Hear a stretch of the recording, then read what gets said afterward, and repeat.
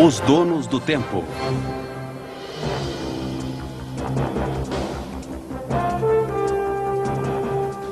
As 7 profecias maias, 4ª parte.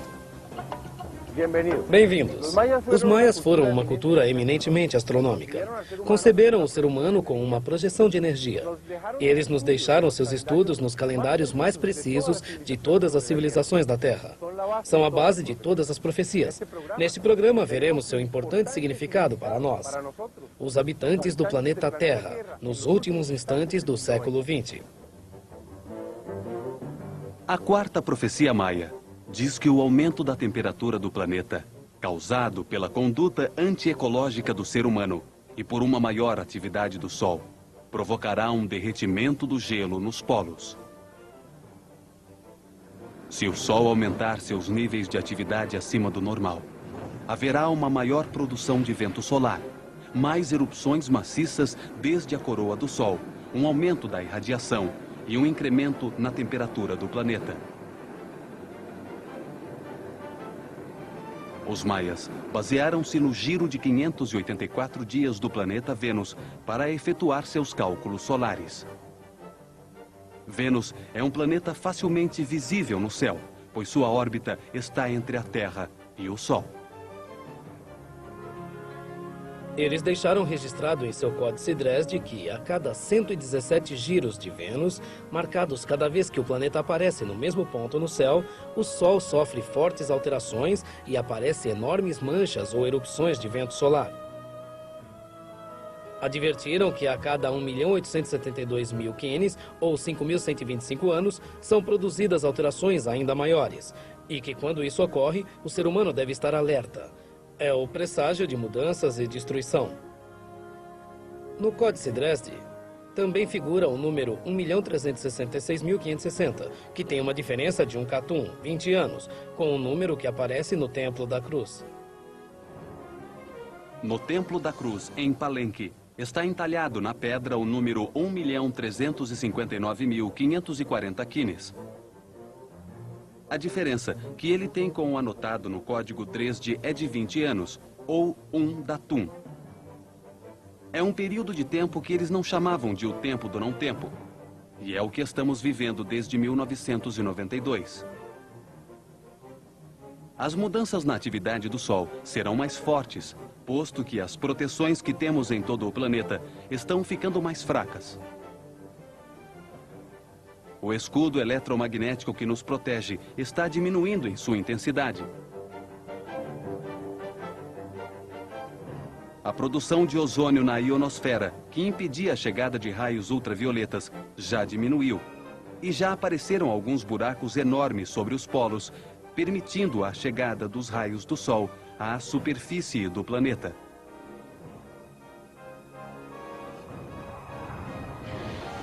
A atividade do ser humano está alterando a composição da atmosfera, produzindo o chamado efeito estufa, que impede a saída do calor e aumenta a temperatura. Todos esses fenômenos, ao ocorrer simultaneamente, produzirão alterações no clima e um aumento da temperatura nos mares, o que derreterá mais rapidamente o gelo nas calotas polares. Isso causará um aumento no nível dos mares, produzindo inundações nas terras costeiras e a modificação morfológica dos continentes onde vivemos. Os maias previram que esta seria a forma como o planeta se limparia e teria muitas áreas verdes por todas as partes.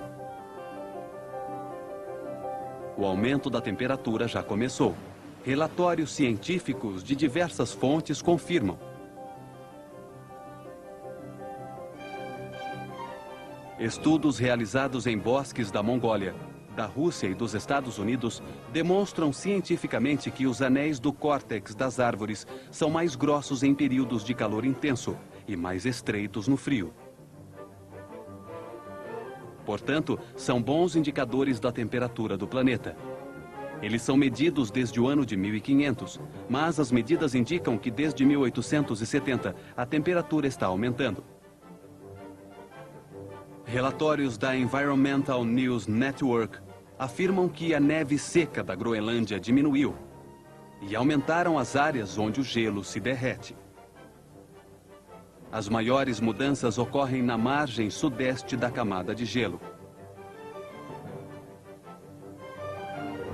A temperatura na Groenlândia aumentou 1 grau centígrado nos últimos anos. Informam também que um aumento na temperatura da superfície dos mares nos trópicos está causando alterações nos ciclos hidrológicos, como os chamados El Niño e Laninha. O comportamento incomum do clima passou a ser rotineiro.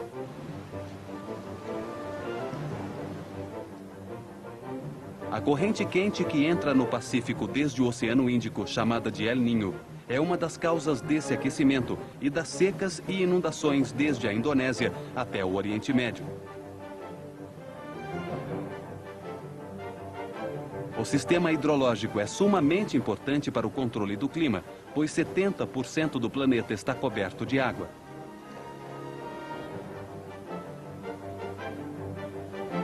Estudos realizados pela Universidade de Colorado concluem que as geleiras e os picos nevados de todo o mundo estão diminuindo seu volume notavelmente, como resultado do aumento geral da temperatura do planeta. O maior pico nevado da África, no Monte Quênia, perdeu 92% de sua massa. Os picos nevados do Monte Kilimanjaro sofreram uma redução de 73%. Na Espanha, em 1980, havia 27 picos nevados. Hoje o número foi reduzido para 13. Nos Alpes europeus e no Cáucaso, na Rússia, eles diminuíram 50%. E na Nova Zelândia e nos montes Tian Shan, entre a Rússia e a China, houve uma diminuição de 26%.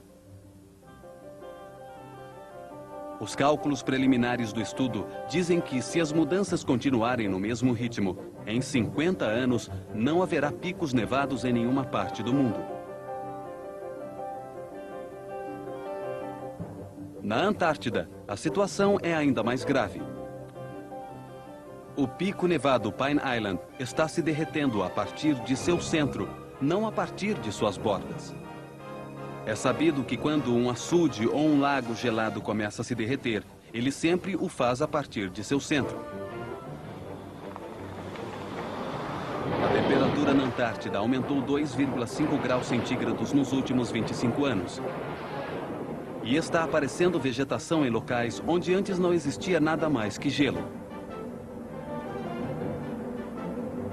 Uma enorme porção da geleira Larsen, que antes unia a ilha de James Ross ao continente, desprendeu-se deslocando seu peso na água.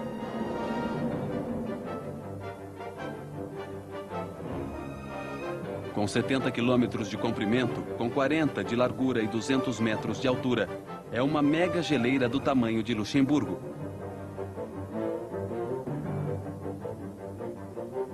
Seu maior volume está sob a água, pois apenas 1/10 parte dela é avistada na superfície. Como o gelo é mais leve que a água, ao flutuar, ele se coloca em equilíbrio isostático. A força centrífuga faz com que ele se mova em direção ao Equador, onde há maior temperatura, e, portanto, ele se derrete. Em 1998, o projeto Estação Zebra confirmou que os gelos estão derretendo nos polos. Os cientistas descobriram que, para chegar ao Ártico, a viagem por água era 150 quilômetros mais longa que a atual. Quando mediram a largura de uma camada de gelo, que antes tinha 3 metros de espessura, descobriram que agora tinha somente 2 metros.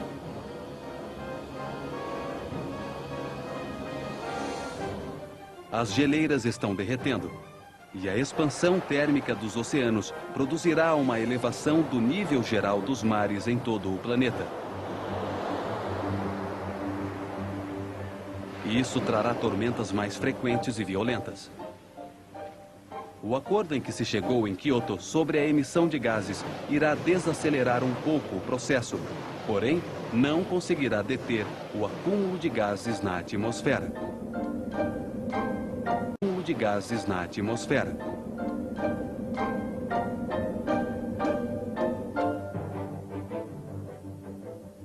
,50% da população do mundo vive perto do mar. Por isso, milhões de pessoas serão afetadas e deslocadas de seus lares.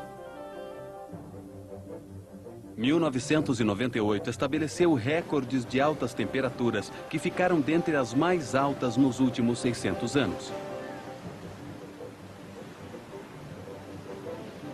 No entanto, um aumento da temperatura, como o que vem ocorrendo, não muda rapidamente os níveis de água em todo o planeta.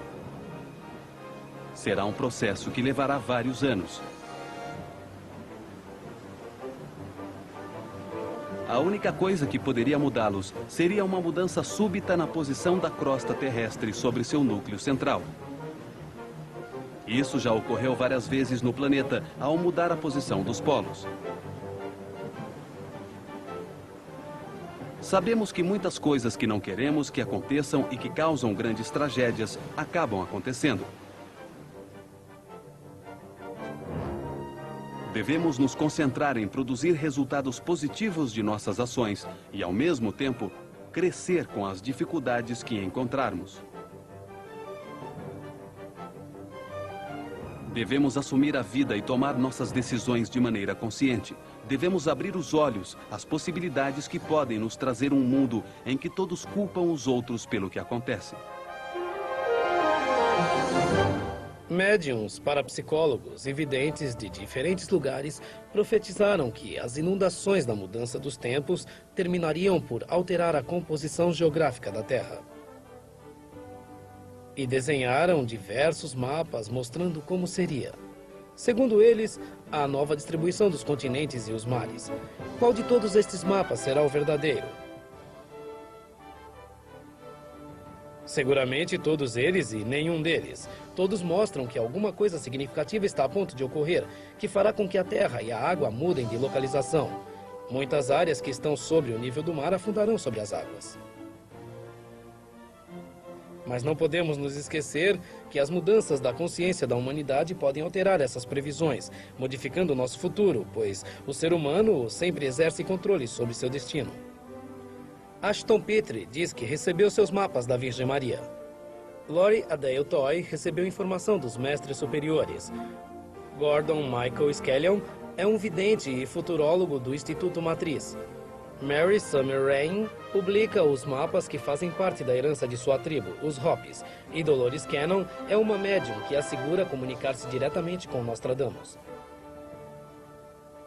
Todos eles predizem que a Terra vai se mover para uma nova órbita, que aparecerá um novo Sol de cor azul, que terminarão as doenças sobre o planeta e que a vida do ser humano durará 2000 anos. Afirmam que os seres humanos terão corpos de luz e que nós nos comunicaremos através do pensamento, que os livros serão cristais repletos de sabedoria, que poderemos projetar à vontade. O importante é que toda a humanidade se una em um esforço coletivo para remediar as causas que estão nos conduzindo à destruição do planeta. Corrigi-las exige um esforço global e que todos, como indivíduos, devemos cooperar para resolvê-las, porque não temos outra opção. Se não nos propusermos a corrigir os desequilíbrios que estamos causando, experimentaremos enormes níveis de dificuldade. O aumento da temperatura na Antártida representa graves problemas a muito curto prazo. Mas se for multiplicada a atividade do Sol e se o ser humano continuar contaminando a atmosfera, nenhuma das projeções será válida. Os polos vão derreter e a água dos mares de todo o mundo subirá 6 metros.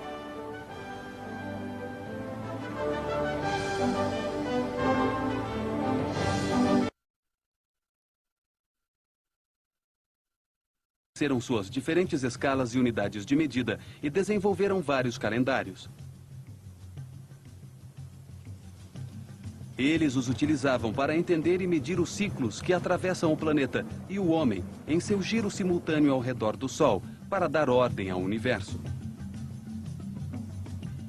Para sincronizar-se com eles, fluir sem lutas, em um percurso de sensações e pensamentos em direção à sabedoria.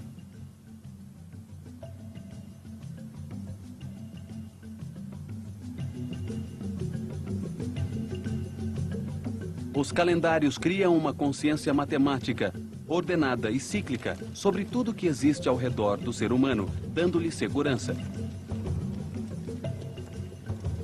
Desse modo, saímos do caos, da ignorância. Com base no conhecido, eles podem prever o desconhecido, definir momentos em que a mudança é previsível e explicável. Desenvolveram calendários sobre os ciclos das lunações e dos eclipses. Assim puderam prever o que ocorreu no dia 11 de agosto de 1999 e que marcou os últimos 13 anos do grande ciclo Maia. Tinham calendários que registram as revoluções ao redor do Sol e as sincronizações dos ciclos de Mercúrio, Vênus, Marte, Júpiter e Saturno com a Terra.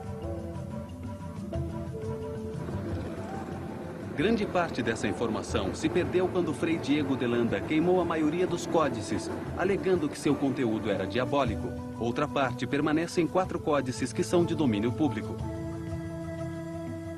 Também se encontra nos 620 baixos relevos do Templo das Inscrições, na lápide da tumba de Pakal Votan, em Palenque, na escadaria dos hieróglifos e inúmeros lugares por todo o Yucatán.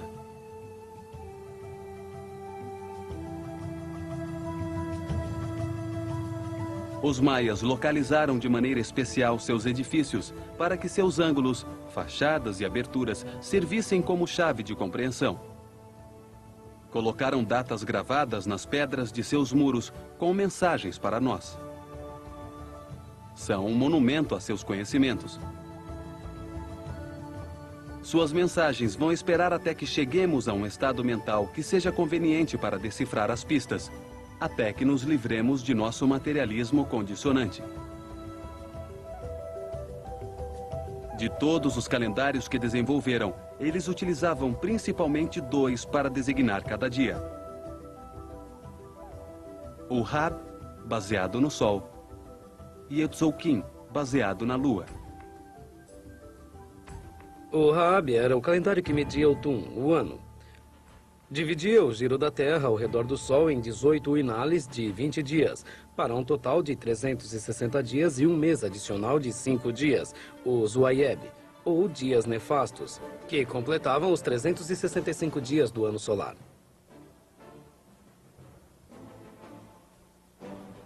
Era exatamente igual ao calendário usado pelos antigos egípcios, incluídos os Wayeb, os dias nefastos. Haveria alguma relação entre as duas culturas, além da forma de suas pirâmides? Os maias utilizavam seus calendários para determinar as influências diárias da energia no ser humano. O dia de seu nascimento marcava seu destino. Cada dia determinava os eventos coletivos, pois todos eram influenciados simultaneamente. Os maias disseram que a energia se move desde o centro da galáxia para Alcion, nas Pleiades. E desde ali para o nosso Sol, que a irradiará para todo o Sistema Solar. A Lua, Vênus, Marte, Mercúrio principalmente, e os outros planetas refletem para a Terra essa energia. A quantidade refletida depende de sua localização na órbita em que giram ao redor do Sol e da posição de nosso planeta. Toda essa energia produz as estações, o clima, as marés, as fases de crescimento de todas as coisas em nosso planeta. Todos os povos aceitam a existência dessa força vital. Paracelso a chamou de Evestrum. Os egípcios a chamaram de Kal. Os gregos, Pneuma. Os hebreus, Ruá. Os hindus, Prana. Os japoneses, Ki. Os chineses, Shi. E os maias, Puá. O Hab contava os meses e baseia-se no giro ao redor do Sol. O Tzolk'in contava os dias e baseava-se nas fases da Lua. Tzol significa conta. Kin significa dia. O Tzolk'in é um instrumento para contar os dias. Um calendário de 260... O Tzolk'in é um instrumento para contar os dias. Um calendário de 260 dias, 13 vezes 20 dias. No corpo existem 13 pontos de poder nas articulações principais. 1 no pescoço, 2 nos ombros, 2 nos cotovelos, 2 nos pulsos, 2 nos quadris, 2 nos joelhos e 2 nos tornozelos. Existem 13 Baktunes, ou períodos de 400 anos, no grande ciclo maia de 5.200 tunes, entre um raio sincronizador e outro. 13 multiplicado por 4 dá 52, uma fração do grande ciclo maia de 5.200 tunes. 13 é o número da proporção cósmica, a chave interdimensional. O Tzolk'in pode ser visto de duas maneiras, como um conjunto de rodas calendáricas e como uma matriz. Duas rodas que giram em velocidades diferentes. Uma designa os dias como um número de 1 a 13 e a outra com um dos 20 glifos solares sagrados. Estas rodas giram eternamente em combinação com a roda de 365 posições do Rabi, que marca em que mês está cada dia, já designado pelas outras duas rodas. Coordenavam o giro dos dois calendários a cada 52 anos, quando as posições iniciais das duas rodas do calendário coincidiam, uma proporção dos 5.200 tunes que duram o aparecimento do raio sincronizador da galáxia.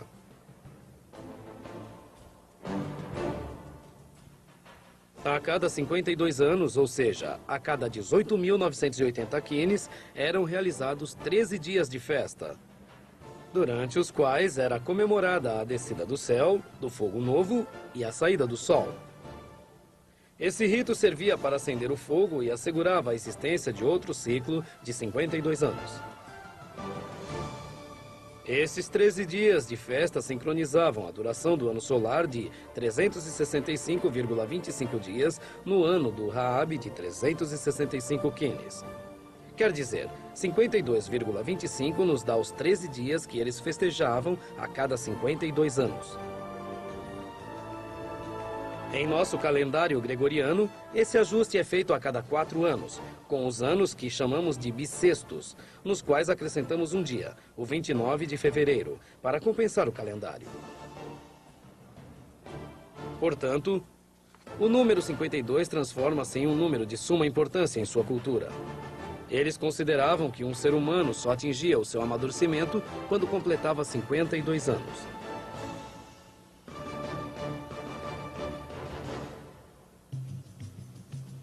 A outra maneira de ver o Tzolk'in é como uma matriz de 260 posições, que tem na parte horizontal, em sua base, os 20 glifos sagrados. São arquétipos, símbolos que definem um pensamento que todos nós entendemos, que nos fazem vibrar.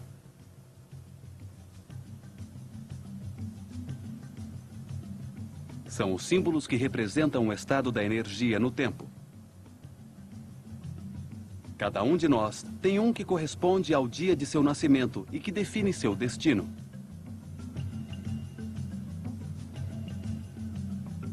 Também, de maneira coletiva, compartilhamos um símbolo diário do dia que estamos vivendo e que manifesta algumas características particulares e diferentes de outros dias.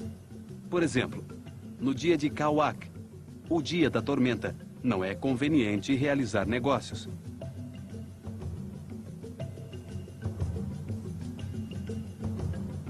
Os maias planificavam suas atividades diárias, levando em consideração essas forças invisíveis que eram de conhecimento comum e que ficavam simbolizadas nos glifos. Podiam profetizar o futuro graças aos estudos dos eventos que já haviam acontecido sob os mesmos signos do dia, que se transformavam em advertências e conselhos para enfrentar situações similares. Os 20 glifos solares sagrados na matriz de Tzolk'in seriam uma das fibras que formam o tecido do tempo.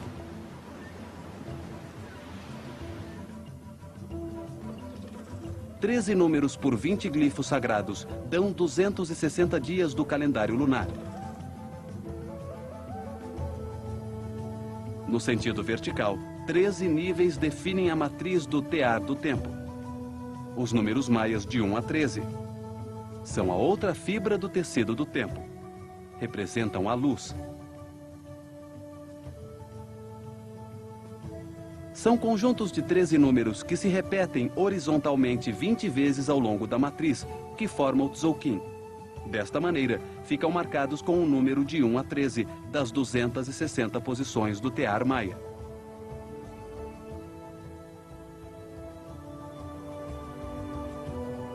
Os 20 glifos solares sagrados terminam por marcar cada posição no tear com seu símbolo correspondente em cada um dos 13 níveis, ficando cada um dos 260 dias com um número e um símbolo que lhe corresponde.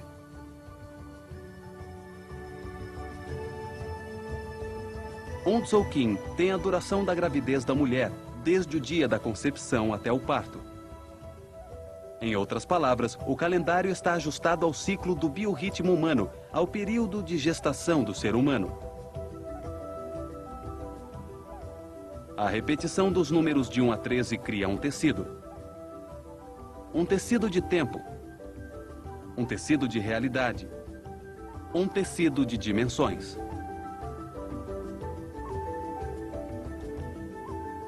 Os maias descobriram que, pela posição dos planetas no sistema solar, há alguns dias em que se recebe mais energia na Terra, facilitando os processos de tomada de consciência, crescimento interior e sincronismo com o universo.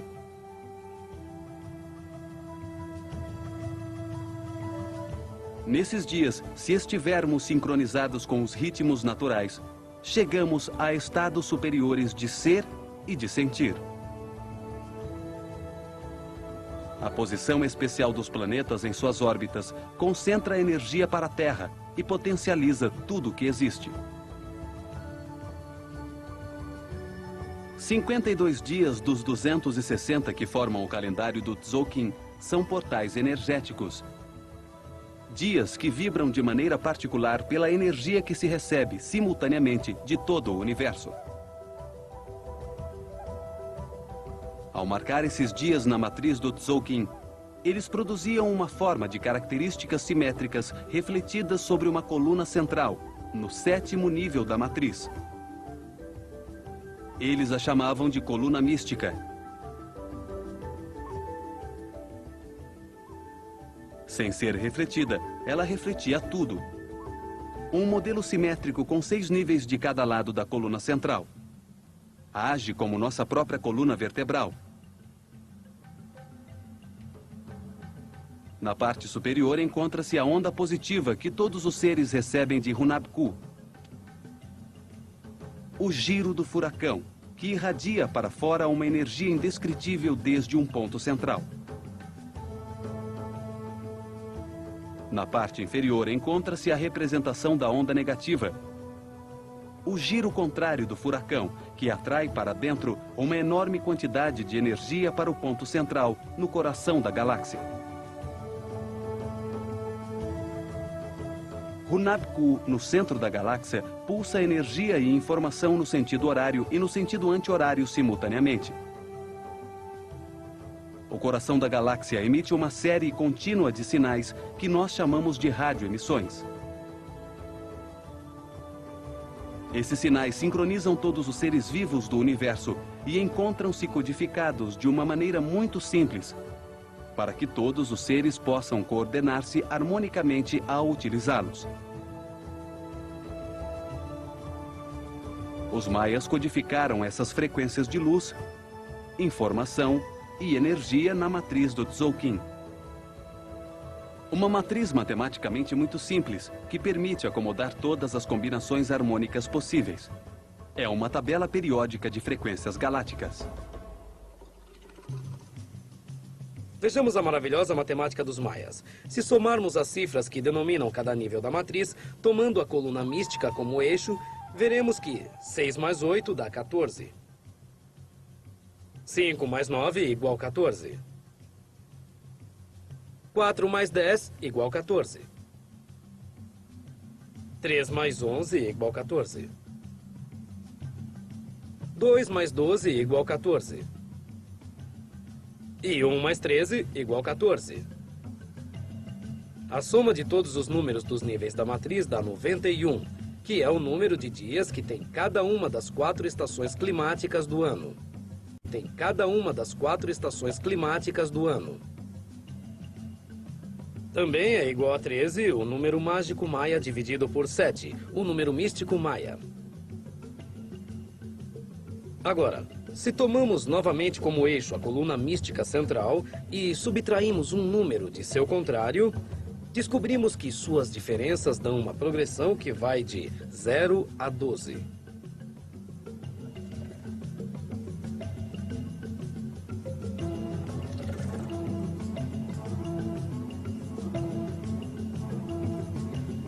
E se repetimos a operação no sentido contrário, produzimos uma progressão que cresce de 0 a 12 e se somamos toda a série, temos como resultado 84, que é igual a 7, o número místico maia dividido por 12. Mas as maravilhas matemáticas estão só começando.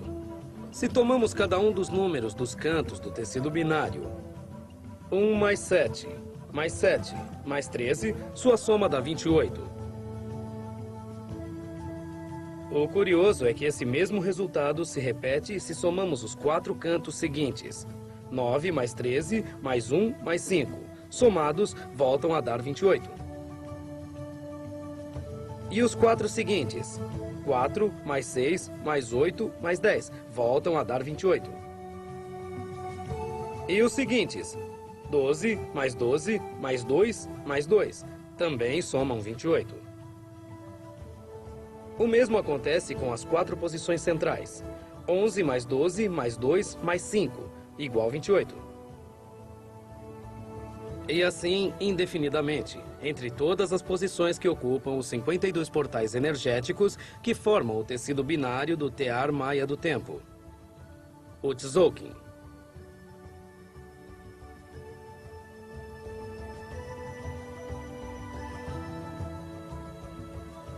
Quer dizer, todas as 13 séries de 4 números somam 28. O que parece ser só uma linha de números, realmente oferece uma gama mágica de permutações e possibilidades. O Tear Maia de Tzolk'in representa um momento no tempo. Uma constante galáctica de 260 dias que se repete eternamente, com sua interminável ronda de permutações. Em física, existe a tabela periódica dos elementos, que é uma lista de todos os elementos, do hidrogênio ao urânio, incluindo todos os elementos raros, seu peso atômico e seu número de isótopos. É o que formam a terceira dimensão. O Tzolk'in é a tabela periódica das frequências além da terceira dimensão. Assim como existem 144 elementos, existem 260 frequências galácticas. Todo som, toda luz, toda energia, toda informação é uma frequência, uma vibração com um comprimento de ondas. Toda frequência que vibra por um período de tempo pode ser mostrada em um gráfico. Podemos dar a ela uma forma que é modulada dentro do Tzolk'in. Em outras palavras, a matriz matemática contida no Tzolk'in é muito mais que um simples calendário lunar. Pode conter qualquer vibração e dar-lhe uma forma, desde o ódio até o amor, passando por nosso código genético até a luz ultravioleta. Nosso código genético, ou o DNA, que contém a informação para dar forma às células que vão se desenvolver como um ser humano, tem sua própria estrutura vibratória. Nossos genes vibram.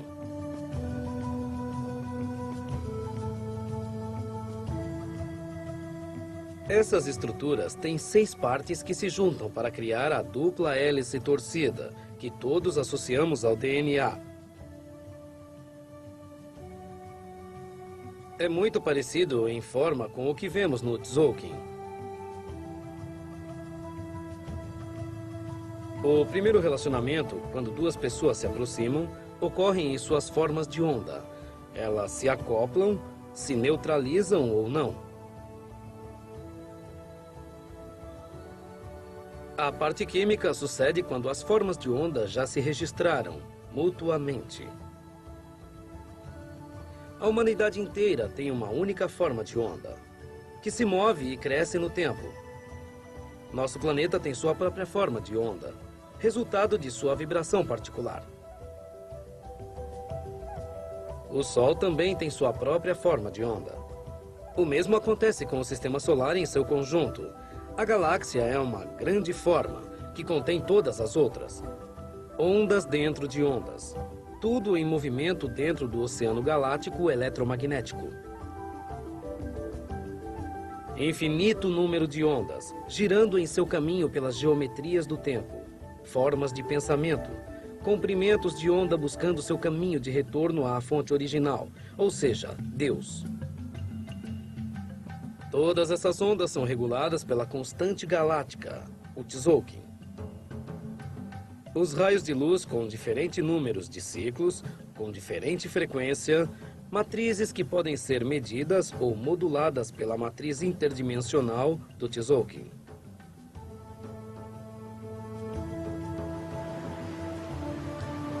Um tecido cósmico que se tece através das experiências produzidas pelos sentidos. Um raio tece a forma de onda de todos os seres do universo com padrões geométricos, com formas de onda reguladas pelas constantes do Tzolk'in. O raio regula as frequências de tal maneira para que as diferentes formas de onda se acomodem entre si, cada uma com sua forma particular. Dessa maneira, vai sendo tecida a tela cósmica do universo. Somos uma forma eletromagnética e o reflexo da forma de onda interdimensional de todo o universo. Somos o todo e a parte. Quando estamos em sincronismo com as formas de onda, com os ciclos do Sol, da Lua, com as rotações dos planetas, fluímos com a vida. Encontramos a harmonia e o segredo de todos os ciclos do universo.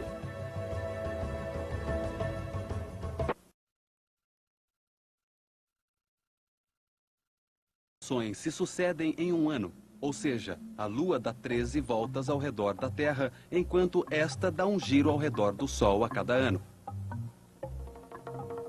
Eles basearam o Tzolk'in em seus movimentos. 13 ciclos de 28 dias para cada um dão os 364 dias do ano, e um de purificação para receber o ano novo. São testemunhos de que a Lua demora 28 dias para dar uma volta ao redor da Terra e, simultaneamente, gira sobre seu eixo na mesma velocidade. Por isso, sempre vemos sua mesma face voltada para a Terra, e fala-se da face oculta da Lua. A partir da Terra, a cada semana vemos uma fase nova, Lua nova. Quarto crescente. A cada semana ela gira 90 graus. A cada dia avança 13 graus. Em 2 semanas vemos a Lua cheia. Depois o quarto minguante, para começar novamente o ciclo completo com a Lua nova.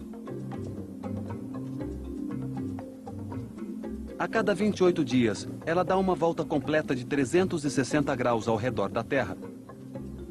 Cada fase da Lua reflete para a Terra uma quantidade diferente da luz e da energia do Sol.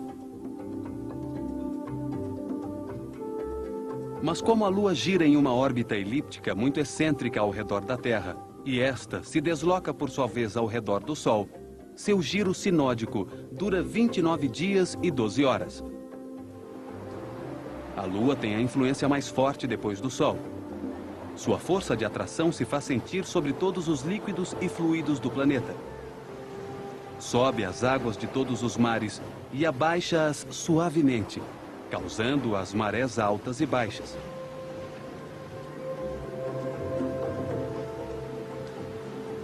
Influi nos fluidos do interior de todos os organismos viventes, os ácidos que formam as combinações que permitem a vida.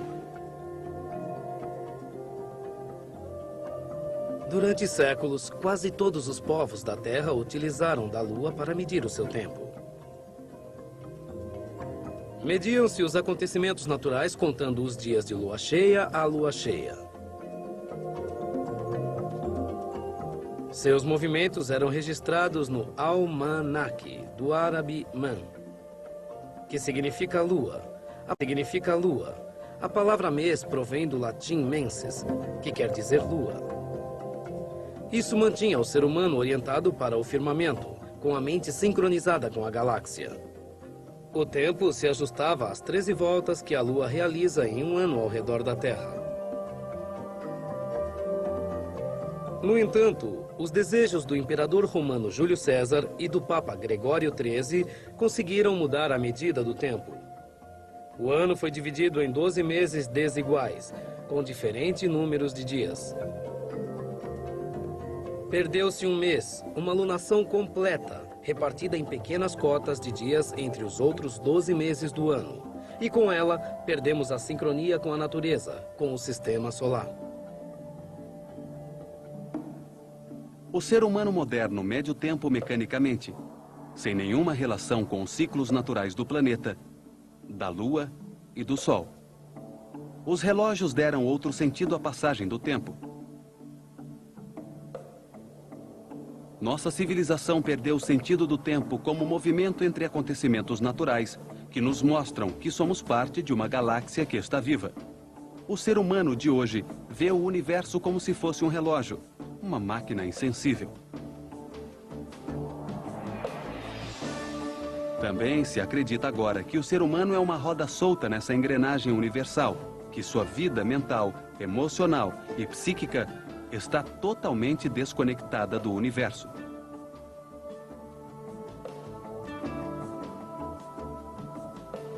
Esse desajuste está enlouquecendo todo mundo, sem que ninguém perceba. A felicidade se mede em termos de acúmulo. Já não temos tempo para nada.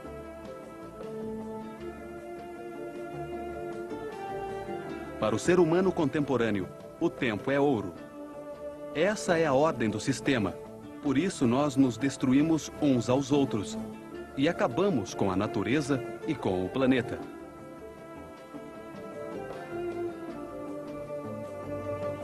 O tempo é medido só para a obtenção de proveito individual. O interesse é a unidade de medida de passagem do tempo no atual sistema de relações econômicas e sociais. O tempo é medido só para se saber quanto se trabalha e quanto se ganha. A natureza importa muito pouco.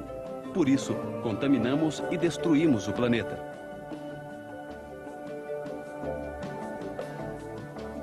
Os maias nos dizem que o ser humano pode evitar as catástrofes e a destruição ao sincronizar-se com os ciclos da natureza.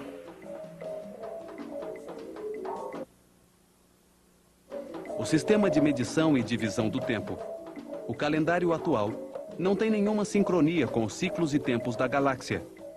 E isso está conduzindo o ser humano à sua própria destruição.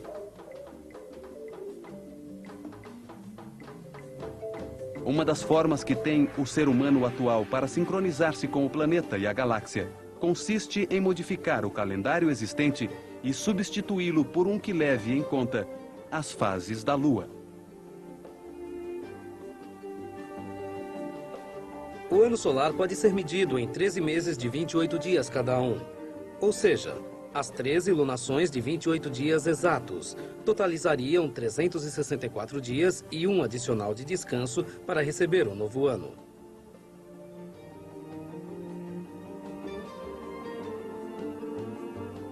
Assim, nós perceberíamos todos os dias que não estamos sozinhos, mas que fazemos parte de um sistema cósmico e colocaríamos a mulher representando o tempo.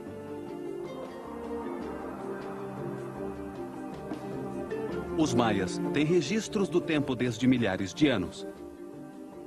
Isso demonstra seu domínio e seu conhecimento sobre os ciclos do universo.